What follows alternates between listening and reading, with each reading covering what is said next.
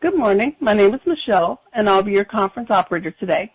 At this time, I would like to welcome everyone to the Park Aerospace Corp. Second Quarter Fiscal Year 22 Earnings Release Conference Call and Investor Presentation.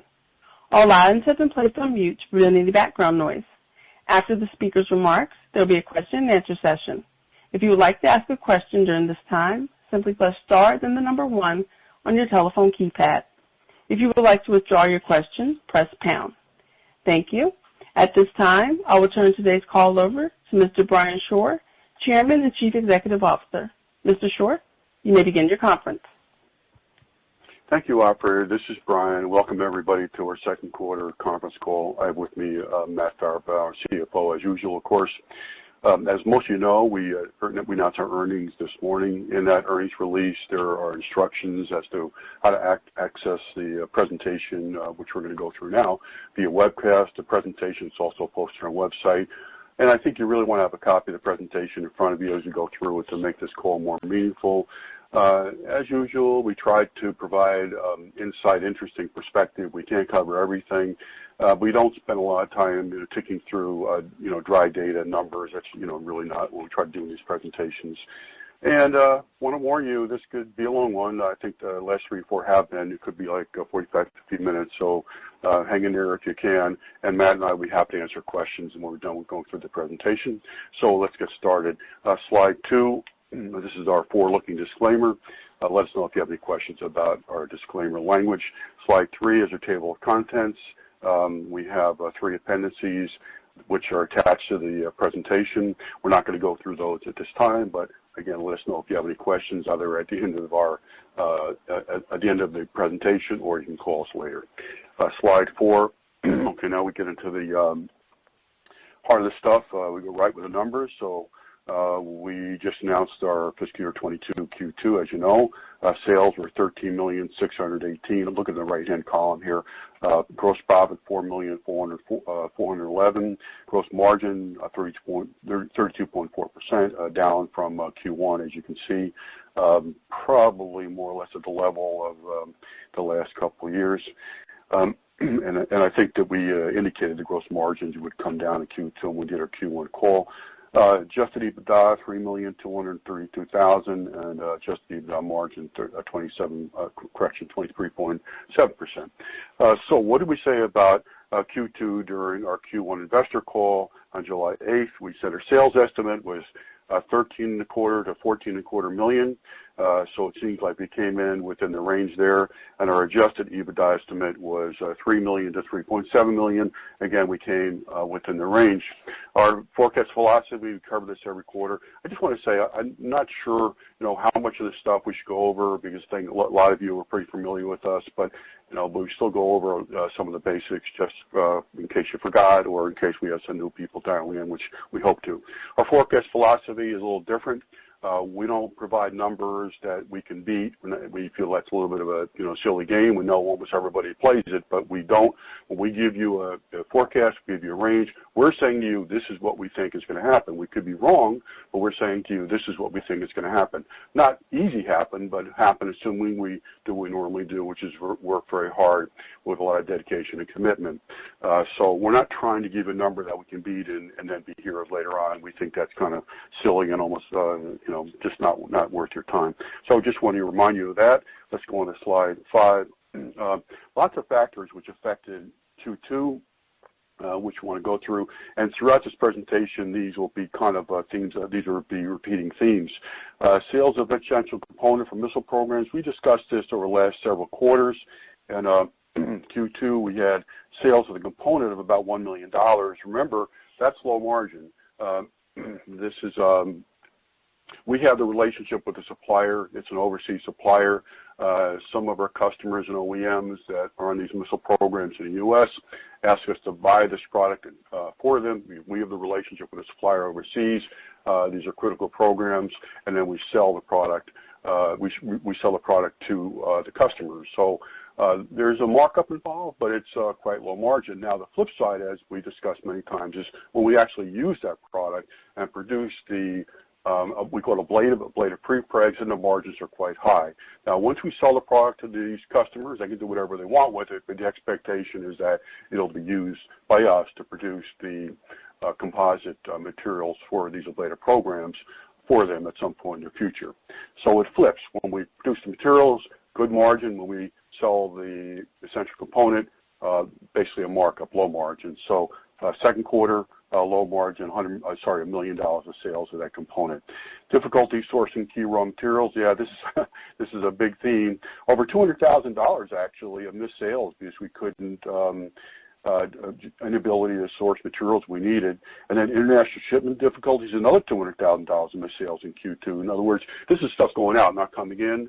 We have overseas customers. We couldn't get international shippers to ship all this stuff. I mean, our people are really good at that too, really good at it. But we still couldn't ship $200,000 of product that was destined overseas. For us, it's very simple.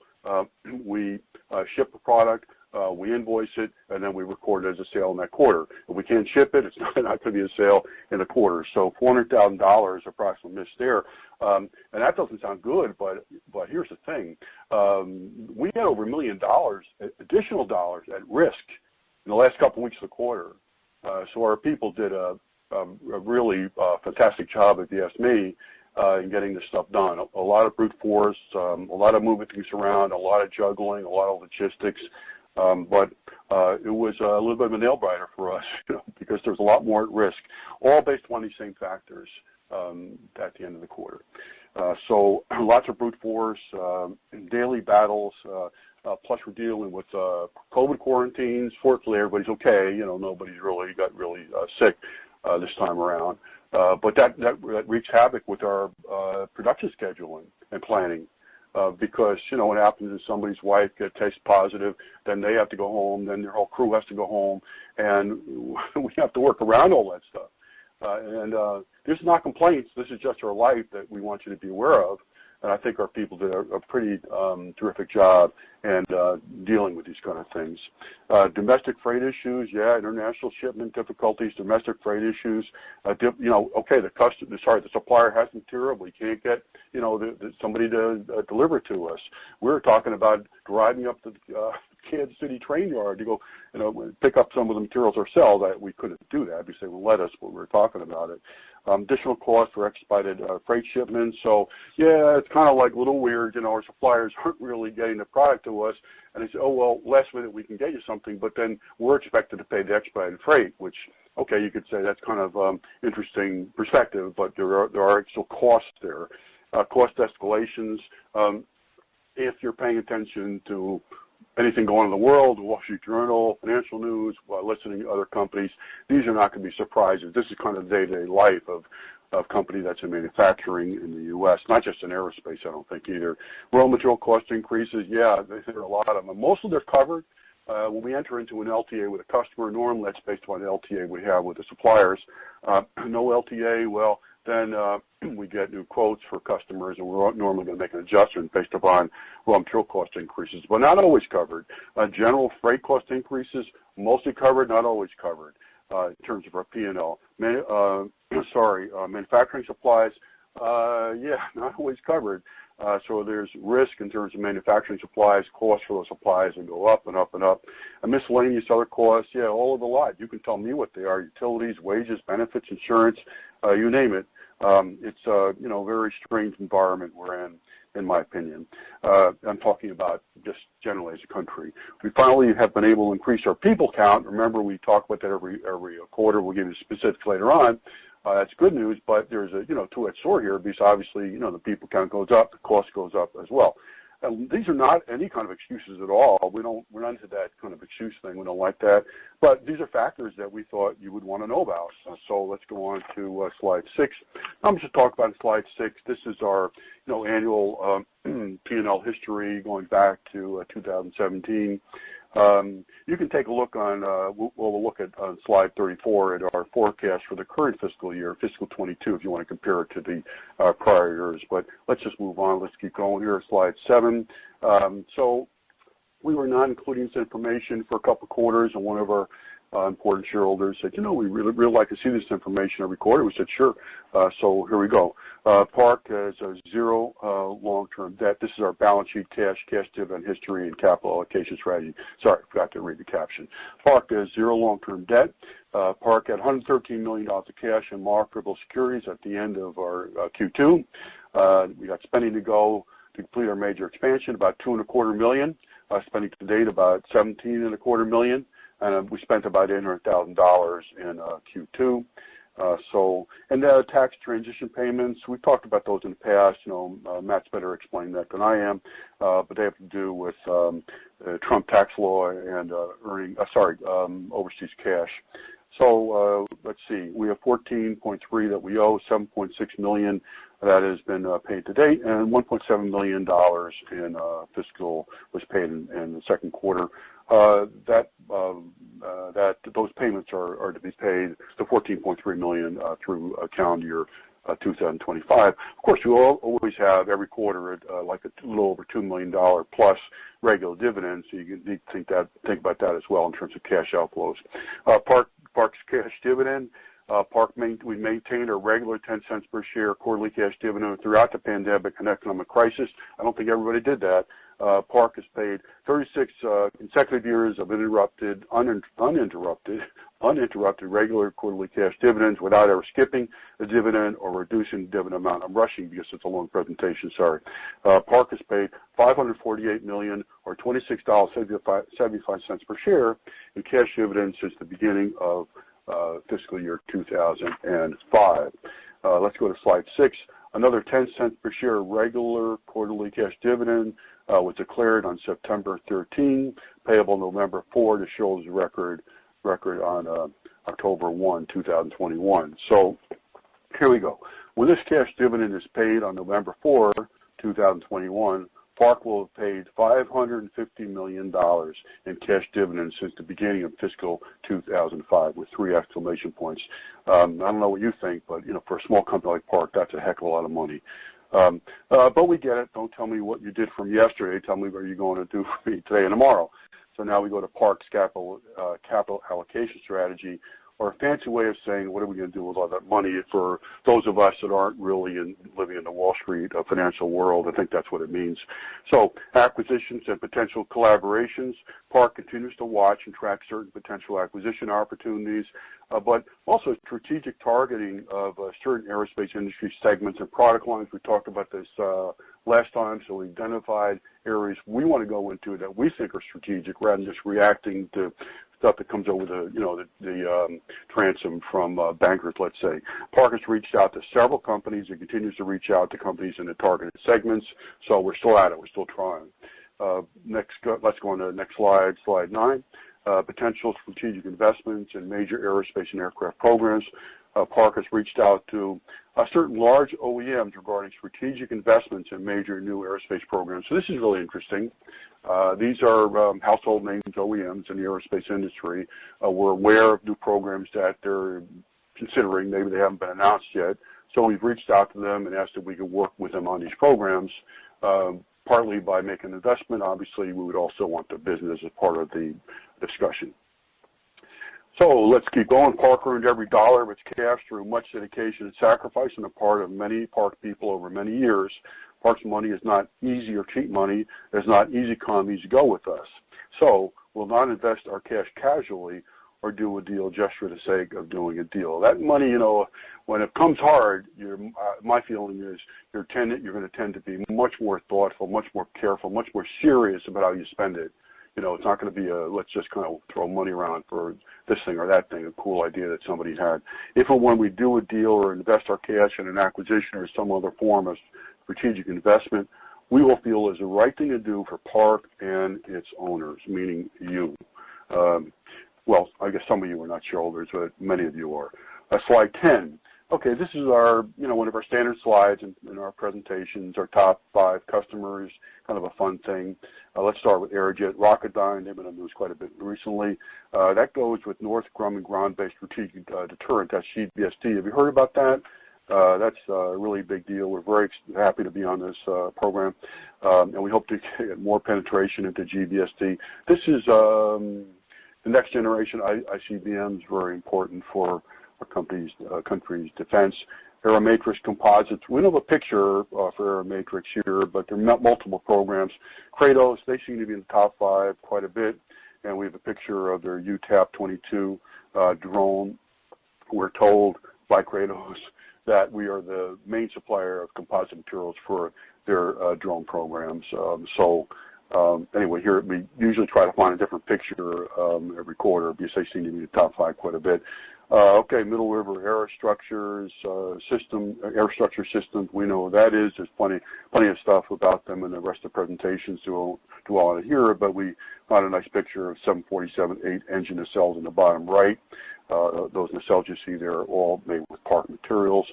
And Nordam Group, we featured Nordam Group, a different program, last quarter, I think.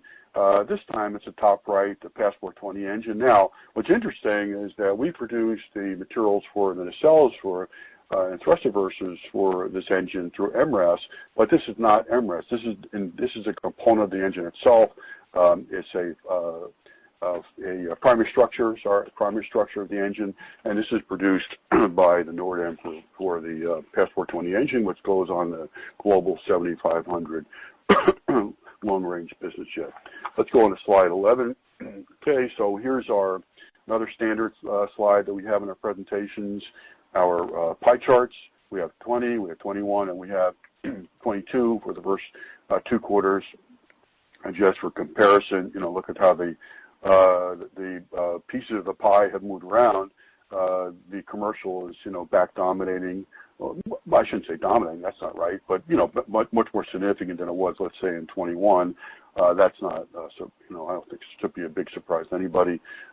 Military, maybe a little slower. We hear generally, not for us, due to budget issues, although I guess the Senate Armed Service Committee just released its full markup. I just wrote this down so I can tell you about it. Good for many of our programs, including the Valkyrie. For us, military, it's really going to be the programs we're on and which ones are active, which ones are not. Military for us is very different than commercial. Commercial, especially the MRS programs, they're going to be running, every month, every week, really. But military, we could be on a really good program. It'll be active one quarter, and then it won't be active next quarter, and it will be active the following quarter. Obviously, we have no control over that, so that's why the military revenue could be a little choppy, but it's not, to me anyway, a function of the military market getting stronger or weaker. We think it's just fine from our perspective. Also, the niche programs are on. We like those. We think they're less sensitive to the big budget fluctuations that these programs sometimes get caught up in. Business aircraft, for us, that's mostly the Global 7500. That's the big dog for us in business aircraft, although we do supply into other like Gulfstream and Falcon and Citation type programs. And business aircraft has been quite good, for the last, 6-8 months, maybe 9 months, for, maybe obvious reasons. People are able to fly on business jets, prefer to do that rather than airlines. Commercial, we'll go into much more detail about commercial throughout the presentation. So let's keep moving here. Don't want to get bogged down. Slide 12, this is one of our little fun slides that we do every quarter. This is Elena and Donna, their project. We have a lot of fun with this. These are not necessarily the biggest military programs, but, they're programs we think you'd find to be of interest. The top left, so we're on the PAC-3 program. This is really kind of a fun thing or, interesting thing for us. F-35, providing tracking data of an incoming missile to a ground-based interceptor, PAC-3, and we've been in that PAC-3 program for a long time. I think we mentioned it many times. Then next one to the right, U.S. Navy MK-41 vertical launch system.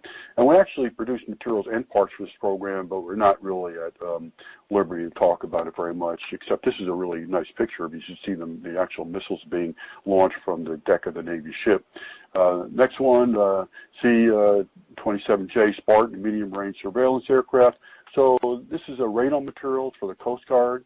And then Avio Aster, hypersonic missile, Ebitda materials, probably not surprising there. And then SpaceX, Falcon Heavy. really nice to be on this program. We hope to get more penetration to the SpaceX programs, but we're not really in a position to talk about what we do with that program. The niche programs, we consider radomes, rocket nozzles, and drones to be the niche military programs. That's where we like to focus. Let's go on to slide 13. Okay, changing gears here, update on our major expansion in Newton, Kansas. Total budget, moved it up to $19.5 million. I think last time we said it was $19 million, so it's creeping up a little bit. Spending to date, about $17.25 million. Spending to go, add it up. Everything has to total $19.5. That's $2.25 million to go. So even though the expansion is complete, the way it works is that there's holdbacks with some of the suppliers. When things get signed off and certified, then the final payments are released. That's why, there's still some money to be paid out. Manufacturing trials in progress, which is good. Qualification runs expected to begin probably around Thanksgiving, so we're saying December. We pushed forward with our major expansion when many others were slashing their capital spending maybe to zero. Good thing we did. If we hadn't, we'd be in a world of hurt right now. Originally, this expansion was for redundancy, as you remember, but based upon everything going on, we really need this expansion for capacity as well. And we figured that out now. We'd be in big trouble because you don't do an expansion and get the building built or the equipment, design the equipment, get the equipment certified and released, get the factory qualified in 6 months. It's like a 3-year process. So if we didn't start and keep going, we'd be in we have a real problem on our hands right now. So good thing we made the right decision. One thing that's a little new here, the pictures, the bottom picture, you see the existing facility in the middle with the new offices. The facility on the left is a new facility. And this little building on the right, that's actually something that's been there all along. We never really talked about it, but I wanted you to see it. It's about 10,000 square feet. Tin City Aircraft Works. That's our R&D facility. And the name, we came up with the name. It's kind of a little bit of a secret thing, but anybody can guess how we came up with the name. Maybe we'll send you at least $1 or something like that. All right, and then the middle picture, that's the new building with the new office. Sorry, the existing building with the office expansion. See, it's 2 stories now. The building top is the new building. Let's keep going, slide 14. So, commercial aviation, updates and developments, changing gears again onto commercial aviation. The first item we had in a prior presentation, higher jet fuel prices and environmental concerns provide extra motivation for airlines to more quickly replace less fuel-efficient legacy single-aisle aircraft with more fuel-efficient modern single-aisle aircraft, such as the Airbus A320neo. Next item, domestic. So this is new stuff, and we're going to try to give you a little perspective here as to what's going on with the commercial aerospace, commercial aviation market. Domestic commercial aviation activity was recovering nicely in all major markets, but the Delta variant negatively impacted recovery in August and September. The passenger traffic is down in August and probably September as well. September hasn't been fully reported, but that's the expectation. So the China domestic aviation market is probably impacted the most of major markets based upon the Delta variant outbreak in China. But the U.S. Domestic aviation market, as well as other major markets, have also been negatively impacted by the Delta variant. The full U.S. domestic aviation recovery, meaning back to pre-COVID, I guess that's what we mean by that,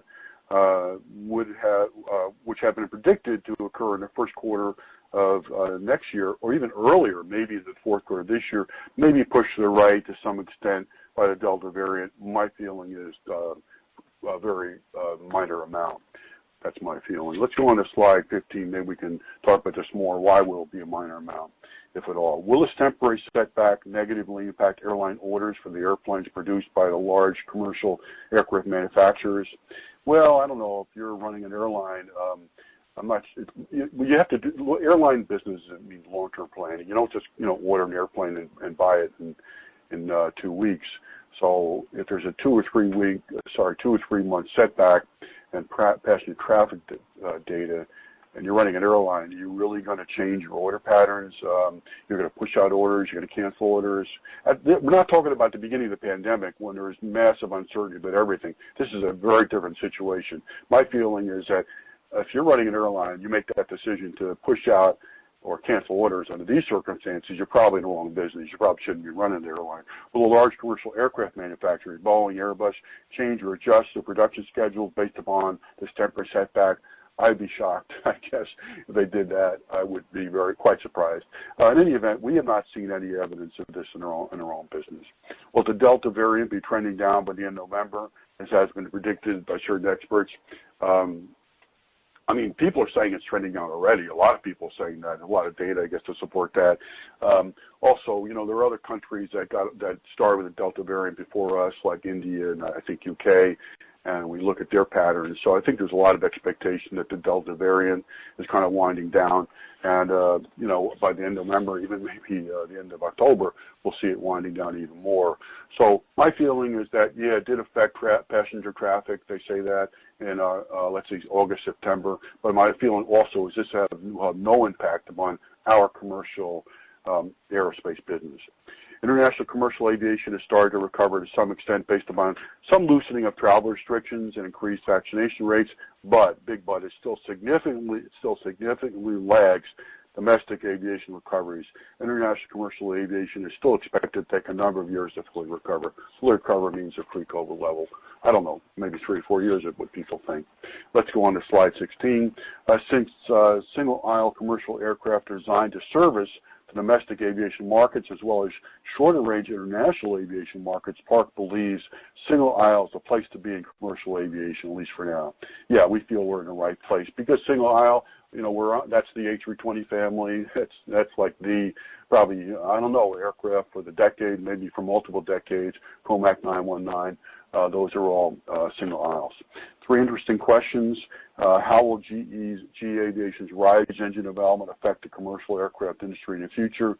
Have you heard about this GE Aviation RISE engine? It's not even GE Aviation. That's not correct. It's CFM, which is the partnership between GE Aviation and Safran. So that's actually not correct.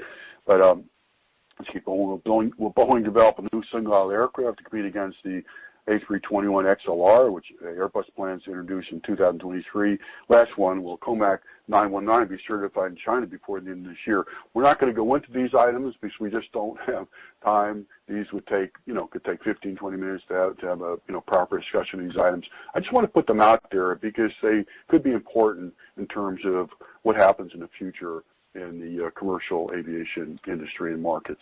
Let's go on to 17. This is a slide you've seen almost, I think, every quarter with some minor modifications. We're not going to cover it just to save time, except just the first couple items. So just the basics here. We have a firm pricing LTA. It's a requirements contract from 2019 through 2029 with Middle River Aerostructure Systems, MRAS, a subsidiary of ST Engineering Aerospace. So what is this about? When we entered this contract, MRAS was a subsidiary of GE Aviation, and then it was sold to ST Engineering Aerospace, I think about 3 years ago. But that's why all the programs we're on through MRAS are GE Aviation or CFM type programs. It's a GE Aviation tie-in that existed before the sale by GE Aviation of MRAS to ST Engineering. Redundant factory, we talked about it already. Construction is complete. So our deal with GE Aviation and MRAS was as soon as we signed this LTA, we're going to go ahead and build this factory, and of course we did that, even though it was just a handshake, but of course we live up to our commitments. So let's not go into the rest of the items here. If you have any questions about them, please ask. Legendary Boeing 747-8 engine nacelles. I love this picture because, especially this guy in the background, it shows you how huge these nacelles are. These are all Park materials that go into these nacelles. Lots of content. Slide 18. Update on GE Aviation jet engine program. So let's do an update now. It's going to take a little while, so we'll try to go through as quickly as possible. So the A320neo family of aircraft, this is the big dog. These have the LEAP 1A engines. It's ramping steeply. We had this in the last investor presentation, but let's just quickly go through it. On May 27, in a May 27 news release, Airbus stated, A320 family, Airbus confirms an average A320 family production rate of 45 per month in Q4. That's basically now, right, Q4 of this year. I just want to mention that it's been at 40 throughout the pandemic. That's where they held at 40. And they call on suppliers, meaning like us, to prepare for the future by securing a firm rate of 64 by Q2 of 2023. 64, so that's moving up quite a bit. In anticipation of a continuing recovering market, Airbus is also asking suppliers to enable a scenario of 70 by Q1 of 24. Longer term, Airbus is investigating opportunities for rates as high as 75 by 2025. Here's a little picture of the A320neo. So those are very big numbers. Let's keep going on slide 19. As of the end of August 2021, CFM, meaning LEAP 1A engine, had a 60.25% share of firm orders for the A320neo family of aircraft. The source of that is the Aero Engine News, which is kind of like the Bible for commercial aircraft engines. So the A320 family of aircraft has two engines that are certified for the program. One is the CFM LEAP 1A, and the other one's Pratt. So this is the share, we're talking about share that the CFM LEAP 1A engine has. That's our program, the CFM LEAP 1A. We're not on the Pratt program. So that's the CFM's good for us. Pratt, we don't supply into the Pratt program. So let's keep going here. Assuming a 60.25 CFM share, this is assuming that, and those are the facts now. We're not predicting that for the future. We don't know what will happen in the future, but this is the current share, and it's a big backlog. It's not like just a few planes. It's thousands of planes, thousands of engines that have been ordered. 75 A320neo aircraft family per month rate. That's the rate we're talking about at the prior slide. Represents a significant increase over the number of units forecast in their long-term forecast. So let's talk about that. How significant? In our long-term forecast that we have from MRAS, A320 units, A320, if we do the math, we kind of back into the math, it's equivalent to 57 airplanes per month, 57 A320 airplanes per month, assuming what share that, assuming this, the 60.25% share, for instance, and doing other computations, 57 compared to 75. So that represents, it's a lot higher, like I said, I think it's over 30% increase over our forecast. Our forecast tops out at that, assuming the 57 number in 2024. We're not at that number yet. We're not at that number in the forecast yet. So our forecast tops out in 2024, assuming a 57 rate, but Airbus is saying they want to get to 75. So big number. The difference is millions and millions of dollars per year for par. Difference between 57 and 75. Will it happen? I don't know, but I want you to be aware of it because it's a big deal as far as I'm concerned. Now, there's some tension with Airbus suppliers, particularly engine suppliers. Some tension has developed over the aggressive A320neo aircraft family forecasted ramp-up. There's historically been tension between aircraft and engine manufacturers about production rates based upon diverging economic drivers for the aircraft and engine makers. What does that mean? The aircraft makers make their money by selling airplanes. The engine makers make their money by servicing the engines, not by selling the engines. So there's that tension that's existed for a long time. This is not a new thing. So here's the point. The engine makers aren't so anxious for the aircraft maker to come out with the next generation airplane because they want to keep servicing the legacy engines on the legacy airplanes. CFM also supplies into the legacy 737 and the legacy A320 with the CF56 engine. They want to keep getting some life out of those engines. So if everybody says, wait a minute, we're going to really up our production plans for the Neo, that means those airplanes are going to retire, and then GE loses the revenue and margins from the service of those engines because the airplanes are going to be retired. You get the dynamic? It's pretty important to understand that if you're into commercial aerospace. Slide 20. Then on July 29, 2021, the Airbus CEO stated he is disappointed that some partners, many suppliers, are challenging the ramp up. He further stated, we have a backlog of more than 6,000 A320neo family aircraft at a rate of 40, which was the rate they were at, until I guess this quarter. That means 15 years of production. A rate of 60, it means 10 years. That's a long time. Customers do not want to wait that long. We have to go Now, this is this SIC. I think this is a misquote. About doesn't make any sense. I think he said above 60. It's pretty obvious he said above 60. Otherwise, it wouldn't make any sense. He further stated, we expect the supply chain to ramp up at a much faster pace. So here we go. We have a little bit of tension here, as I said. The aggressive ramp up is partly based upon the success of the A321neo. The CEO also commented on July 29 that Airbus wants to be capable of production share of A320neo significantly above 50% to a share of 60%. So you want my opinion as what will happen? It's just my opinion. I can be wrong. My opinion is that if Airbus can sell these airplanes, GE or CFM will supply the engines. And why do I think that? Okay, because they share this program with Pratt. So if CFM digs their heels in and says, well, we're not going to supply that many engines to support the airplanes that you want to produce, Airbus can say, okay, that's fine, I'll go to Pratt. Maybe Pratt can help us out. In that case, what happens to CFM, they don't get any revenue for servicing new engines because they're not selling the new engines on these programs. And the old airplanes, the legacy airplanes, are going to be replaced anyway. But with Neos that are produced with manufactured with Pratt engines, so they lose either way. It's just my opinion. I could be wrong, but my opinion is that there's going to be a lot of haggling back and forth. At the end of the day, if Airbus can sell these airplanes, GE or Safran, meaning CFM, will support it.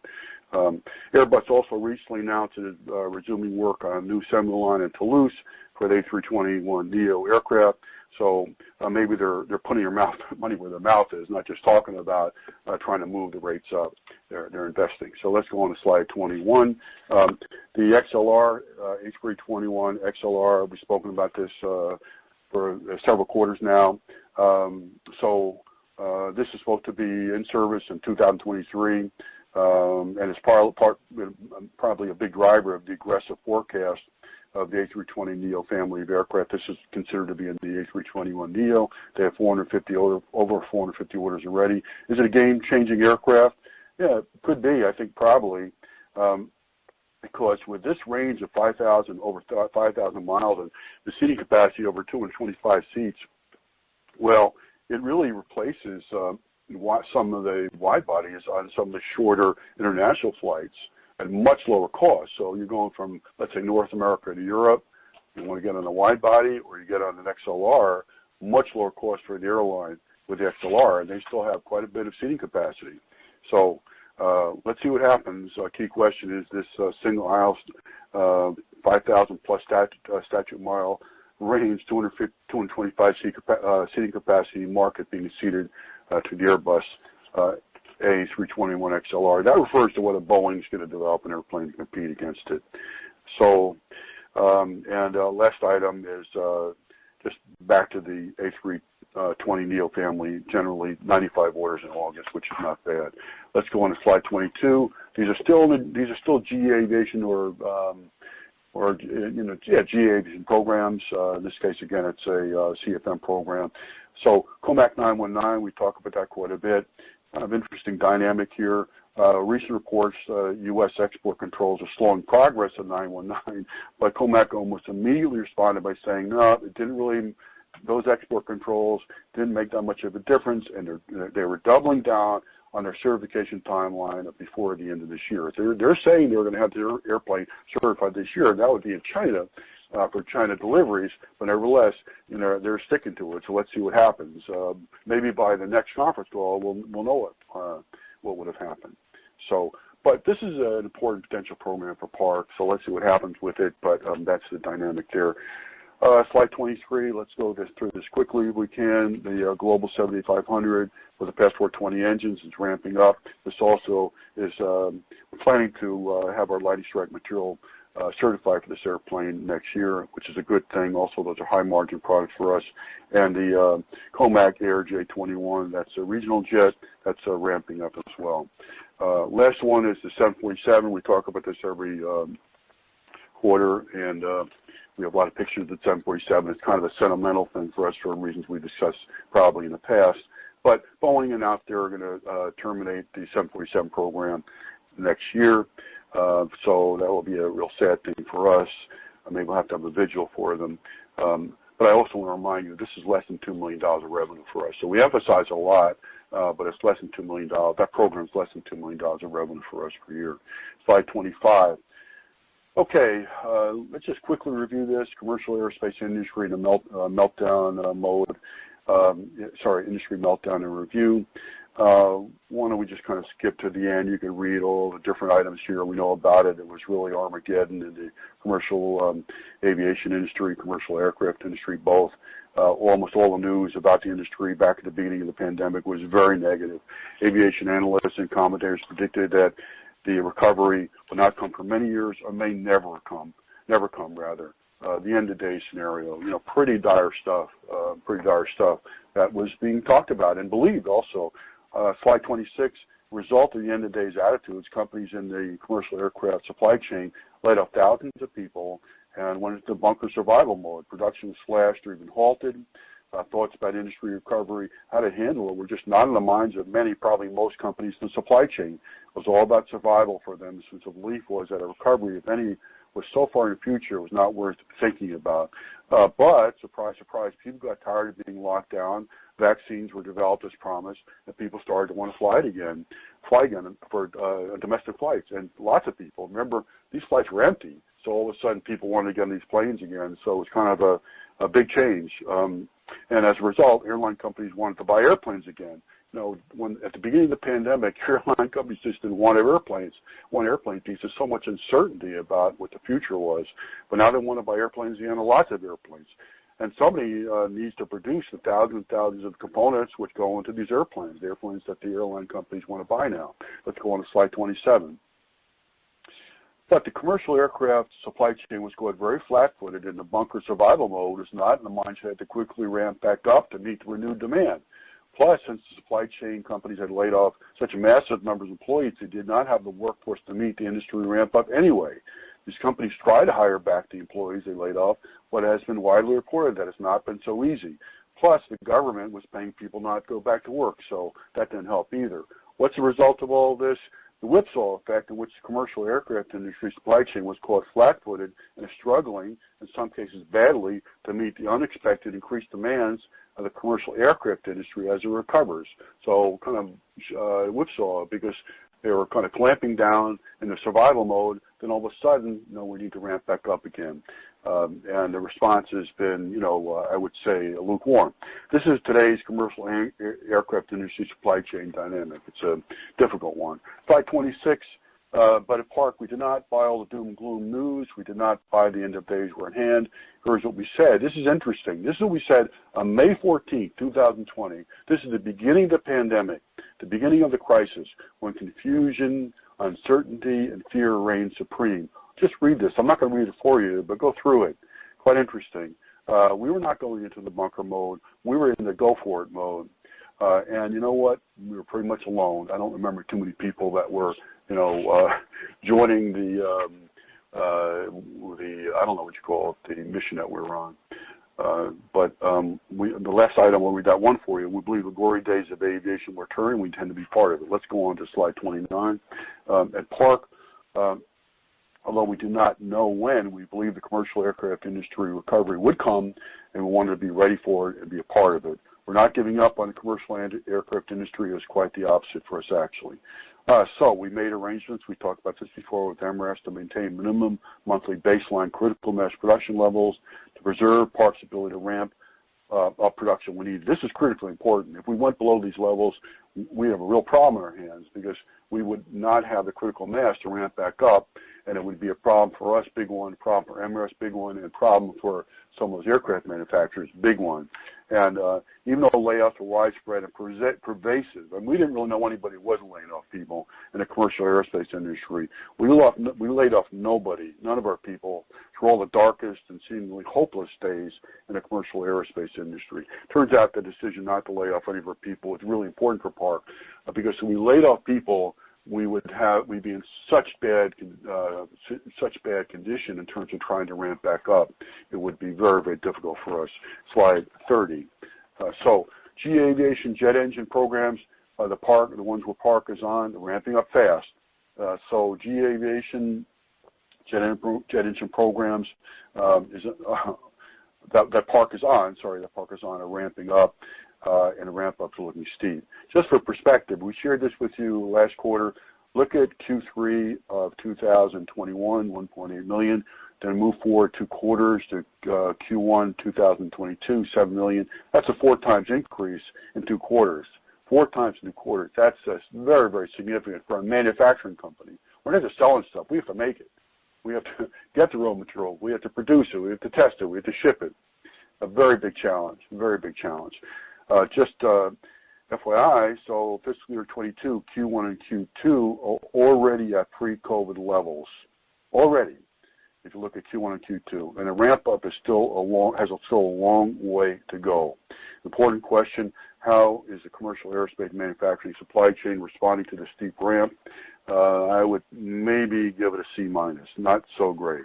It's an issue and challenge for us every day. Slide 31. How is Park responding to the GE Aviation program steep ramp up? All about our people. I'm going to try to rush even faster here because I know we're going really long. Our current head count is 114. We're at 105 last quarter, so we're ramping up our head count a little bit, but still a challenge. We still have a number of people we're looking to hire. 2 steps forward and 1 step back in terms of the hiring process. So Park's people stepped up once again. That's what Park people do in order to get everything done in Q2. We already talked about the challenges that had to be overcome, so I won't go back over those again. Once again, thank goodness for Park's Customer Flexibility Program. Won't go into the details, but this program, as we talk about almost every quarter, has been really critical to Park, especially as we're trying to ramp back up. Slide 32, how is Park responding to the GE Aviation program steep ramp up continued? All about our people. We can't say enough about our people. Thank goodness for Park great people. Without them, couldn't get the job done.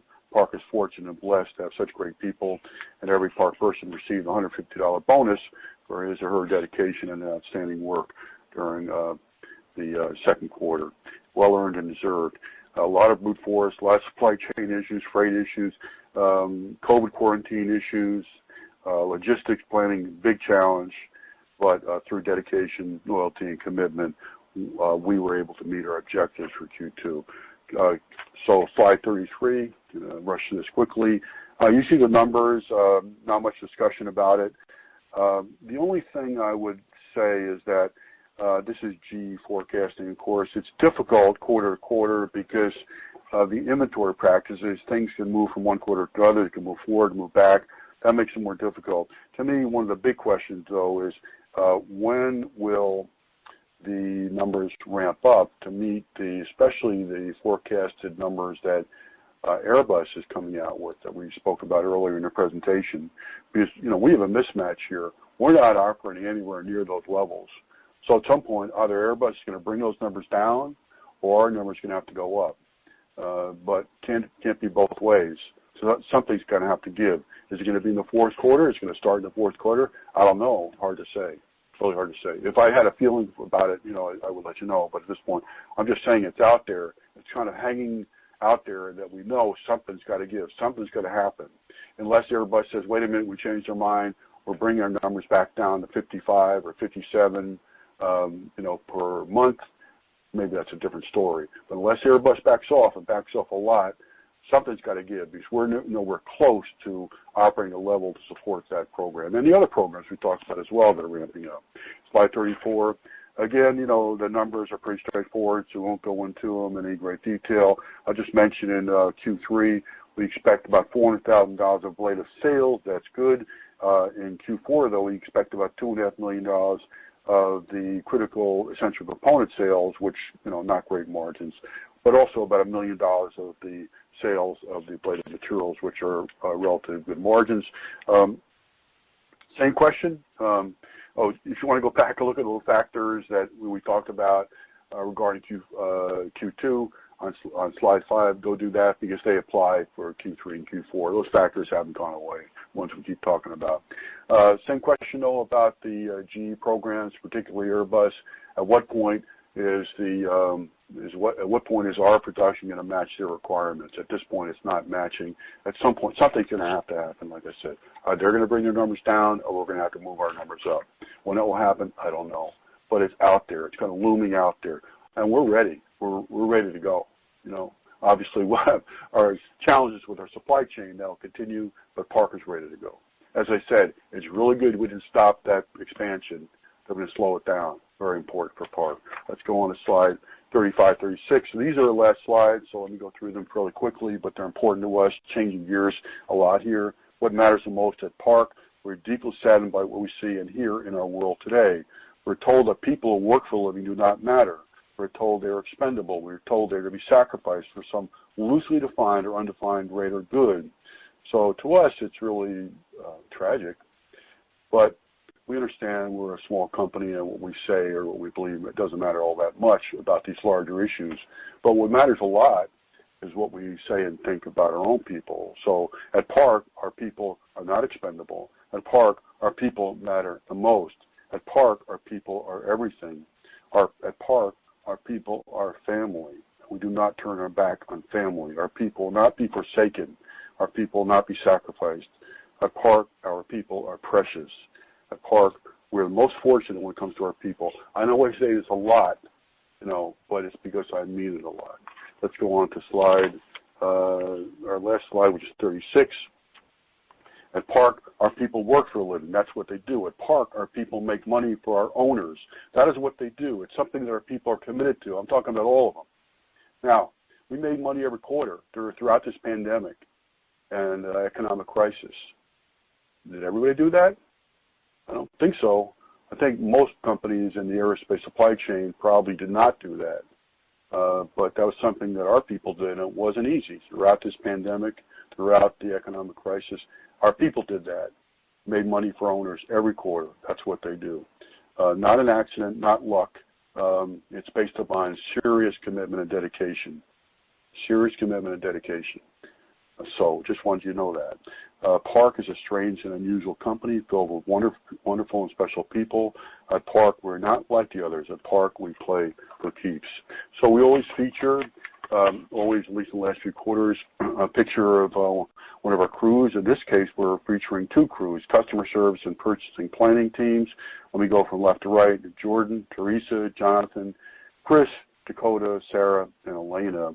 So these people, all the things we've been talking about throughout this presentation, these people were on the front lines with all the supply chain issues, freight issues, international freight issues, juggling customer orders, quarantine issues, production planning, and in the possible environment, because, normally you want some visibility in production planning. You don't want things to change every week, every day. But these things that kept coming up, let's say, COVID quarantine, you can't predict that. So lots of juggling, a lot of moving schedules around. Big job. Brute force was probably the way of the quarter for these people. But this group saw to it that we met our objectives for Q2. They always found ways to overcome the obstacles. So thank you very much. Sorry to take so long. I was really rushing. It probably made it difficult for some of you to follow because it's going so quickly, maybe skipping over things. But operator, we're now done with our presentation, so if there are any questions, we'd be happy to take them. As a reminder, to ask a question, please press star then 1. If your question has been answered and you'd like to remove yourself from the queue, press the pound key. Again, that's star 1 to ask a question. We have a question from Brian Glenn with Alcott Square. Your line is open. Hi, Brian. Hi, Brian. How are you doing? Good. How are you? Good, thank you. My question is, there's two questions. So the first is, thank you for the walkthrough, of course, as always. The first is around the supply chain. You alluded to it a little bit. Is there a chance that you guys, who are more than adequately prepared for a ramp, that you're held back by the rest of the industry? I know Airbus has several thousand or more suppliers for that program. I know not all are sole source, so there's some ability to toggle. But is that a real risk going forward that you see as potentially material?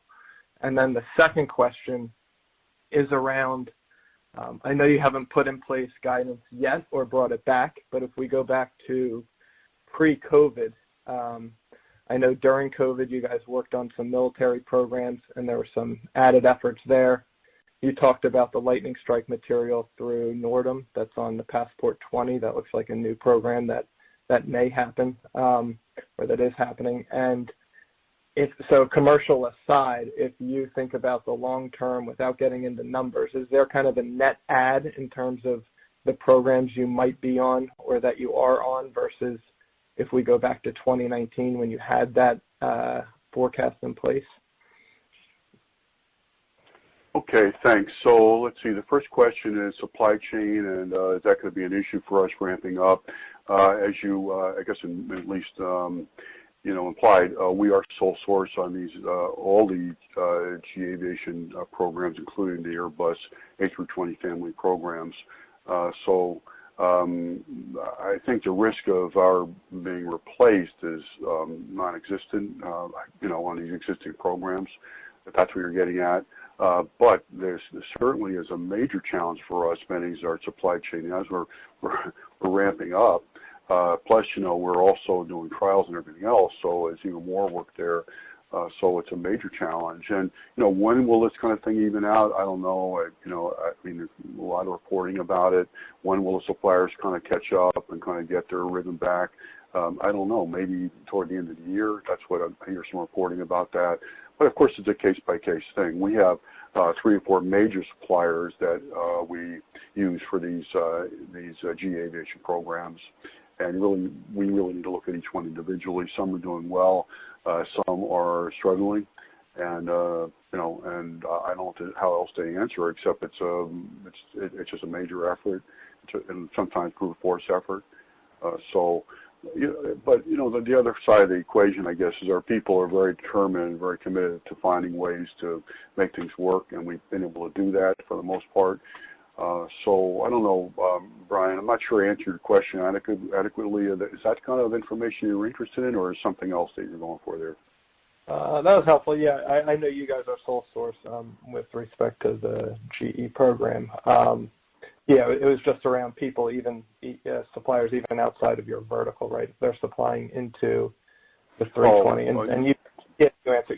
This is stuff totally outside of your control, but it's, right, and it just bottlenecks everybody. Right. Okay, I understand that question. So it's a really good one because let's say we got everything organized, our supplier's okay, but if Airbus is not able to source, other key components, they're still not going to be able to make the airplanes, and it affects us. I get what you're going for. Well, that's a really good question. I don't have, I don't have a crystal ball on that one. My feeling is it's going to be ugly and messy for a while. My feeling is at some point the supply chain, some of these very large companies that don't really, aren't that agile, don't move that quickly. At some point, everybody will catch up and kind of get used to the new rhythm, the new rates, and everything else. When that will be is a good question. I don't know, but I think probably. I'll just give you it's almost speculation. My feeling is toward the end of the year, we'll start to feel that things are getting a little bit better. Not solved, not that there won't be any issues. And I'm not just talking about our supply chain. I'm talking about what you're asking about, the supply chain for these airplanes, which, like I said, thousands and thousands of different components are required to make these airplanes. You're probably not surprised to hear this, but, Airbus, for instance, they have a, massive function that deals with supply chain management, and they spend a lot of time with suppliers. They try to, identify where the risks are and try to focus on them. I'm sure it doesn't surprise you. That's probably what any good OEM would do. I don't know if that helps, but I'm not sure what else I can do. Yeah. Now, the next question, we haven't reissued our long-term forecast yet, Brian, but maybe in the third quarter we'll try that. We're a little bit uncomfortable now because there's a lot of uncertainty, the things we talked about throughout the presentation. But absolutely, yes, the programs we've been working on and developing over the last year and a half since the pandemic started, those aren't just temporary things just fill up our factory. Those are things which we hope and expect will have long-term impacts to us. Now, in aerospace, I just want to add, you've got to do this because some of the programs you run, they're going to go away, So even to just kind of break even or, keep the same levels, you need to keep getting new programs. But our objective, of course, is not just to kind of maintain our levels, it's to increase our levels, our sales levels. The lightning strike, a good example, that's commercial, of course. We hope that we also get lightning strike on the ARJ-21. That's the COMAC regional jet. Once we get a lightning strike on that program, if we can, then we'll have a clean sweep of all lightning strike on these programs. Lightning strike, that's actually from fairly significant revenue, but also quite good margins. That's a product we really love selling. But then there's lots and lots of military programs. We talk about them, every quarter. We have little pictures. Some of them are little. Some of them may not be little. You got to get your foot in the door, get a star. You do with maybe some small content, and you try to grow with the larger content. We had a picture of GVSD. GVSD is a really big deal, and also SpaceX. We haven't featured those programs before, so that's good. We're getting on those programs, and we're not just going to stop once we penetrate. We want to do more and more and more. For us, it's always good to get to do something with a customer, because then we kind of show our stuff. We can show how we service, how we respond, how we support a program. It's much more difficult to say, look, put us on your program because we're good at doing all these things. It's like, well, everybody says that, But once we get a chance to actually start to work with a customer, then we can demonstrate how we feel we're different than other suppliers, or meaning our competitors. Understood. Thanks. That's very helpful, and thanks to you and your team for the efforts on behalf of shareholders. Thank you. Thanks for those comments. Again, that's *1 to ask a question. Our next question comes from Brad Hathaway with Fairview. Your line is open. Well, thanks for the time, and thanks for all the detail on the call. One question was, early in the call you mentioned that initially the new facility was mainly going to be kind of backup capacity, but now you are really going to need it. Is there any way in kind of big picture numbers to think about, I guess, the total kind of revenue capacity you have when that new facility is online? So we talked about that before. I think we said it's about $60 million in capacity, new capacity, but remember, you may probably remember because we haven't covered this for a few quarters, I don't think. But in the factory, there's a big area, and we're talking factories. This is not like a little room. A huge area that's set aside for another line. It could be a hot melt line or a solution line. So if we decide we need more capacity, it'd be very easy to drop that in. We don't have to go build a new factory. The factory's already built. The equipment has already been designed because we just bought the equipment. So it'd be easy to drop in a new line there. So it could be ramped up to much more than that at that point. So the thing I was saying, I just want to make clear, is that the factory was originally agreed to with GE Aviation and MRAS as a redundant factory. Why is that? We just talked about being sole source. It could take 3 years to qualify a composite material supplier on these major commercial aircraft programs. 3 years. So it's kind of a scary thought. What happens if something happened to one of our factory, rather?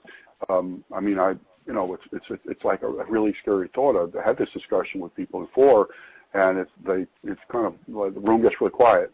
So they asked us very understandably, we'll build another factory, which we did. If you look at the little photograph of the new factory, it's actually a separate building that is joined with a passageway for moving people and material that has a fire door on both sides. So it's kind of the best of both worlds. We manage it as one factory, but it's actually 2 factories, totally redundant. So if something happens to one factory or even one line, the other line, other factory is available.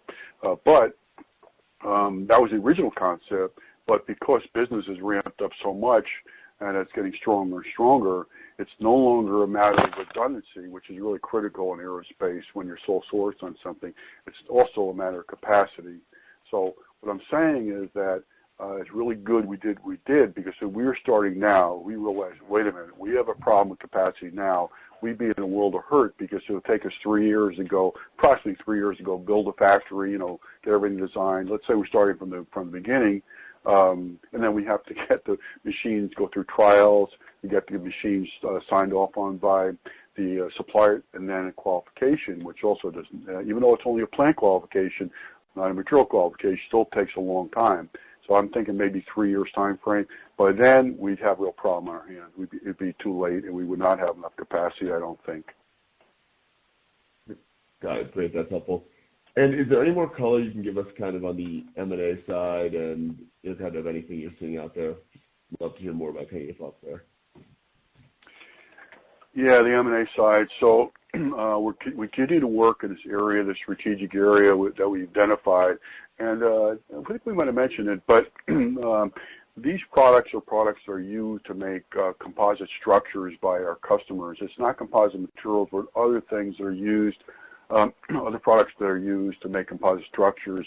So that's one area we've been focused on. We probably contacted, Matt, I don't know if you have another number, but about a dozen or more of these companies, and we continue to reach out to other companies, and we keep trying. So that's something we feel real good about because we feel it makes so much sense for us to be in that area. The challenge is to find the right opportunity because, obviously a lot of times you contact somebody and thank you very much, we're not for sale, that kind of thing. So these are not auctions where something's for sale because a banker is putting it up for sale, so it's a little more difficult from that perspective. There are a couple of companies that we're kind of watching, tracking to see how they're doing. They may be public and watching how they're doing, and kind of maybe the timing isn't quite right yet, but we're thinking about them.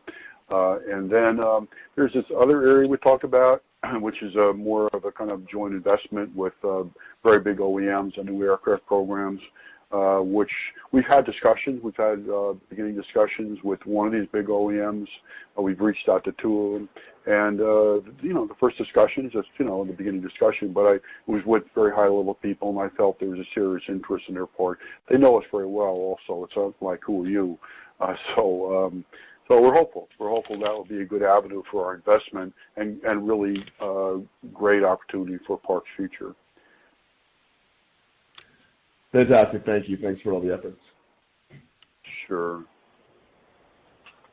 There are no further questions. I'd like to turn the call back over to Brian Shore for closing remarks. Thank you, operator. Thank you, everybody, for listening in. Sorry it went so long. Every time we try to, at least I try to make a little bit more compressed, but have not been very successful. Have a great day. Matt and I are available. Call us anytime. Be happy to talk to you. Okay. Good day. Thank you. This concludes the program. You may now disconnect. Everyone, have a great day.